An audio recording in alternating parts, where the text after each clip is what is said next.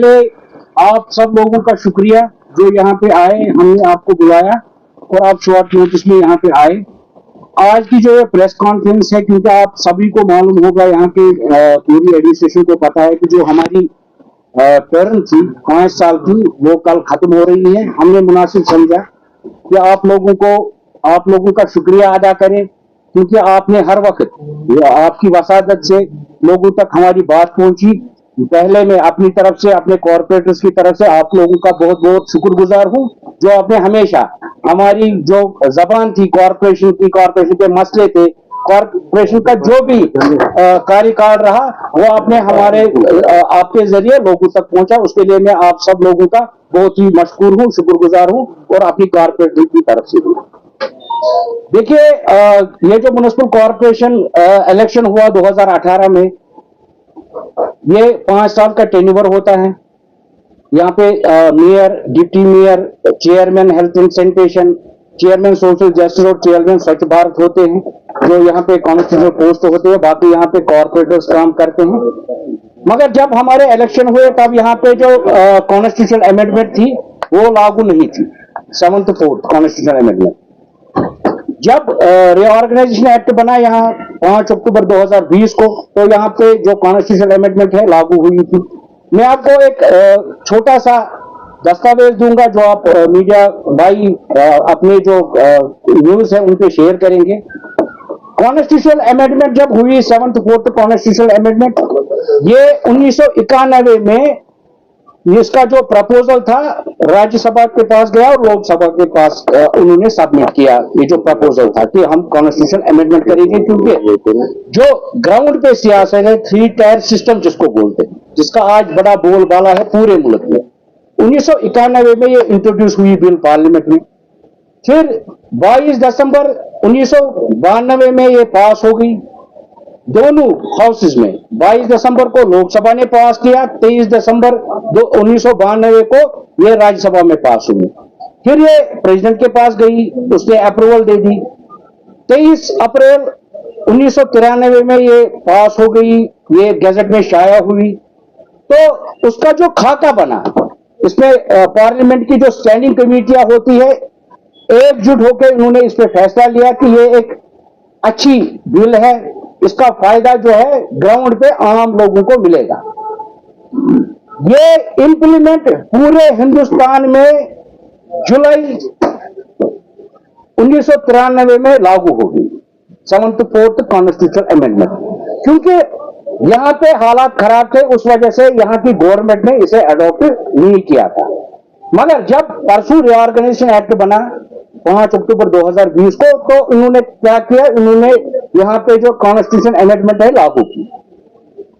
तो उस वजह से उसमें ये तहरीरी लिखा है कि कॉर्पोरेशंस को बाइख्तियार बनाने के लिए उसमें बहुत सारे प्रोविजंस दिए गए हैं। हमारे पास यहाँ पे डिपार्टमेंट्स नहीं थे, हमें डिपार्टमेंट्स दिए गए, डिपार्टमेंट्स को ट्रांसफर किया गया। श्रीनगर म्युनिसिपल कॉर्पोरेशन में जितने भी उनके बजट्स है उनको ट्रांसफर किया गया। यहाँ पे बाइख्तियार बनाने के लिए ये गवर्नमेंट की एक बड़ी कोशिश ही थी, मगर यहाँ पे ये सब चीजें नहीं थी। जब ये कॉन्स्टिट्यूशन अमेंडमेंट यहाँ पे लागू हो गई, तो इस कॉन्स्टिट्यूशन अमेंडमेंट में बाकायदा ये चीजें लिखी है कि इस कॉर्पोरेशन का टेन्योर कितने साल का होना चाहिए और मैंडेट इस कॉर्पोरेशन को कितना है, और यहाँ पे जो पावर्स डेलीगेट किए हैं गवर्नमेंट ने। मैं आपको बता दूं कि आपकी वसादत से लोग यहाँ पे सुन रहे हैं कि बहुत सारी तंजीमें ऐसी है जो यहाँ पे ये सब कह रहे हैं कि जब तक ना इलेक्शन कमिश्नर ऑफ इंडिया यहाँ पे इलेक्शन के फैसले लेंगे या डेट मुकर्रर करेंगे, तब तक कश्मीर में इलेक्शन नहीं होंगे। मगर जो ये 7th 4th कॉन्स्टिट्यूशन अमेंडमेंट है, इसमें बाज़ाब्ता जो इख्तियार है, डेलीगेशन है, वो यहाँ के चीफ इलेक्टोरल ऑफिसर के पास है, यहाँ की जो स्टेट इलेक्शन कमीशन है उसके पास है।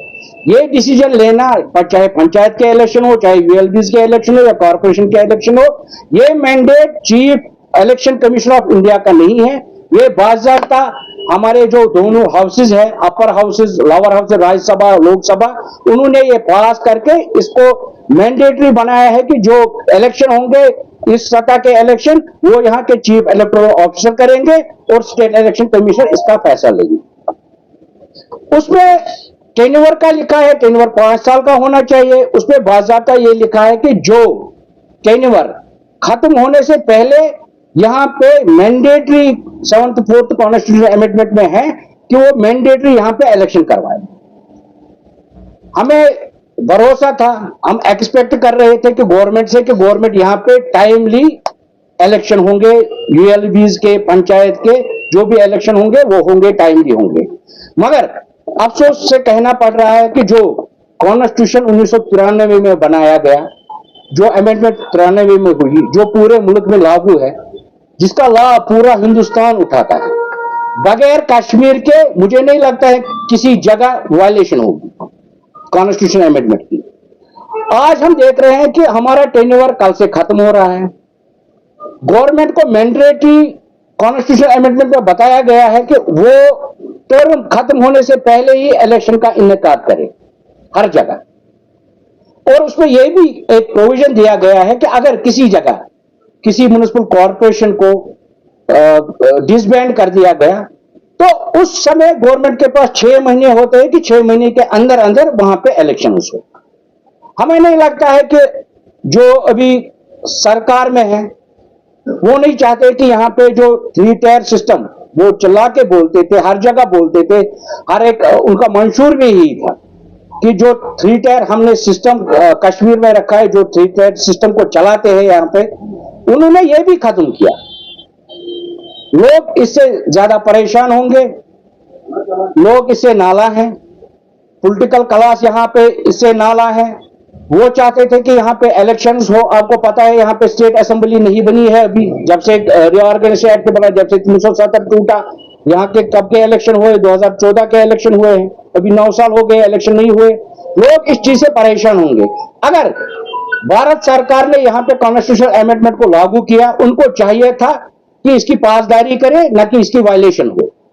हमने देखा इसकी वायलेशन हुई। हम आपके माध्यम से पूरे भारत के देशवासियों से और पूरी जो सियासतदान है, जो लोग मुल्क चला रहे हैं, उनसे अपील करते हैं आपकी वसादत से कि कॉन्स्टिट्यूशन को इस तरह से पामाल नहीं किया जाए।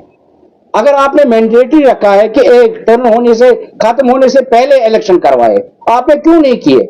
अगर आज यहाँ की स्टेट गवर्नमेंट जो यूटी गवर्नमेंट है, अगर वो कह रही है कि जी हमें ओबीसी अभी कंफर्म नहीं हुए कौन सी सीट है, 5 अक्टूबर 2020 से ये क्या कर रहे थे? उन्होंने कौन सी प्रिपरेशन की है? आप उन अफसरों के खिलाफ एक्शन लीजिए जिनको ये मैंडेटरी था, जिनके पास ये मैंडेट था। हमें उनको मैंडेट समझाने की जरूरत नहीं थी, उनके पास एक्ट था, उनके पास कॉन्स्टिट्यूशन अमेंडमेंट थी, उन्होंने रिऑर्गेनाइजेशन एक्ट को यहाँ पे इंप्लीमेंट किया। क्या उनको ये सब चीजें पता नहीं थी कि टर्म खत्म होने से पहले यहाँ पे यूएलबीज इलेक्शन करवाने हैं?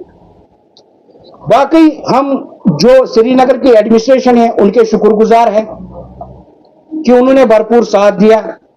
जो यहाँ के श्रीनगर की हम बात करेंगे, क्योंकि हम श्रीनगर के नुमाइंदे, हम अपने लोगों को भी आपकी बात वसादत से शुक्रिया अदा करते हैं कि जिन्होंने हमें उस मुसीबत में वोट डाले जब यहाँ पे बाइकआउट की सियासत चलती थी, तो किसी को कम वोट आए, किसी को ज्यादा आए, मगर हम अपने लोगों के शुक्रगुजार हैं। उन्होंने हमें नुमाइंदा चुना और श्रीनगर म्युनिसिपल कॉर्पोरेशन में भेजा। हम जो लोगों के तवक्कात थे हम वो सारे पूरे नहीं कर सके। अगर अल्लाह ने तौफीक दिया हम फिर से कॉर्पोरेशन का हिस्सा बने तो इंशाल्लाह जो भी उनके ख्वाहिशें होंगी, इंशाल्लाह अल्लाह ताला से दुआ गो है कि हम उन ख्वाहिशों पे पूरा उतरे। हम यही ख्वाहिश करते हैं। उन लोगों का भी शुक्रिया जिन्होंने हमें वोट किए